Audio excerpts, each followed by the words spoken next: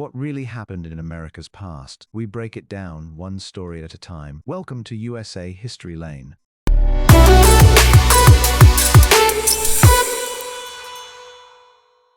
The idea that a sitting U.S. president could be kidnapped sounds almost impossible. But in the early 1860s, as the country stood on the edge of collapse, it nearly happened. Before Abraham Lincoln was even sworn into office, he was already one of the most controversial figures in America. His election in 1860 triggered outrage across the South. Several states began moving towards secession, and whispers of violence were everywhere. This was not just politics anymore. It was a nation preparing to break apart. As Lincoln began his journey to Washington, D.C. for his inauguration, he traveled openly at first, stopping in major cities, giving speeches, greeting crowds. But behind the scenes, something far more dangerous was unfolding. A private detective named Allan Pinkerton began investigating threats against Lincoln. What he uncovered would later be called the Baltimore Plot, a plan to assassinate the president-elect during a train transfer in Baltimore. At the time, train passengers had to physically move between stations, walking through crowded streets, exposed and vulnerable. According to Pinkerton's findings, Lincoln would be attacked in that exact moment, surrounded by a mob, overwhelmed before any protection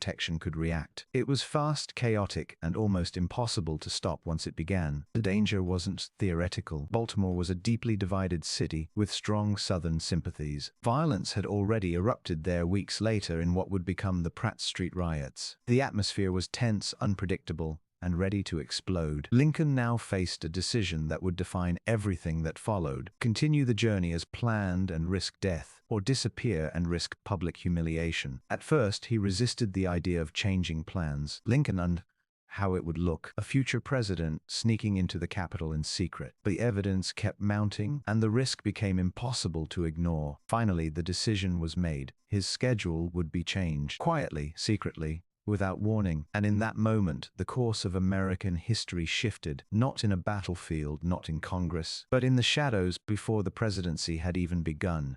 What happened next felt more like a spy operation than a presidential journey. To avoid detection, Lincoln's entire travel plan was rewritten. Telegraph lines were monitored, schedules were altered, and only a small circle of trusted individuals knew what was about to happen. Even members of his own team were left in the dark. On the night of February 22, 1861, Lincoln quietly slipped away from his original route. He changed trains under secrecy, dressed in a way that would not draw attention, and boarded a night train heading through Baltimore. There were no speeches, no crowds, no announcement, just silence. He traveled through the very city where the plot was expected to happen. But instead of arriving in daylight, surrounded by thousands, he passed through unnoticed, in the dark, protected but vulnerable at the same time. By early morning on February 23, Lincoln arrived in Washington, D.C. hours ahead of schedule and completely unexpected. When the public found out, the reaction was mixed. Some people were relieved that he was safe. Others mocked him.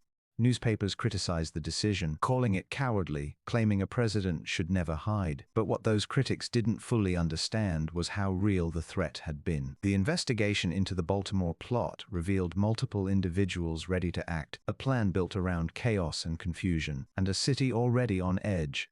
Whether every detail would have played out exactly as predicted is still debated by historians, but one thing is clear: the danger was serious enough that ignoring it could have been fatal. And Lincoln knew something most people didn't. If he died before taking office, the country would enter a crisis with no clear leadership, no unified direction, and no one prepared to handle what was coming next. Because what was coming was war.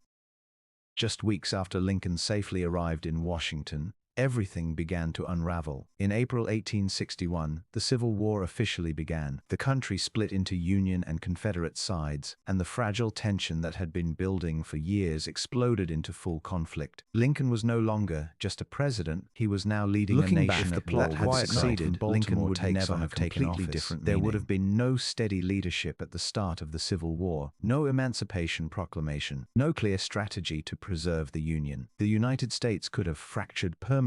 Instead, because of one decision, to disappear instead of prove a point. Lincoln lived to guide the country through its darkest chapter, but the danger never truly left him. Throughout his presidency, threats followed him constantly. He lived under pressure, aware that many still wanted him dead. And 4 years later, in 1865. That threat became reality when he was assassinated at Ford's Theater, which makes the Baltimore Plot even more haunting. He escaped death once before his presidency even began, and that escape gave him just enough time to change history. This story isn't just about fear or conspiracy, it's about timing, decisions, and how close history came to going in a completely different direction. Because sometimes the most important moments don't happen in public. They happen quietly, in the dark, when no one is watching, and everything is at risk.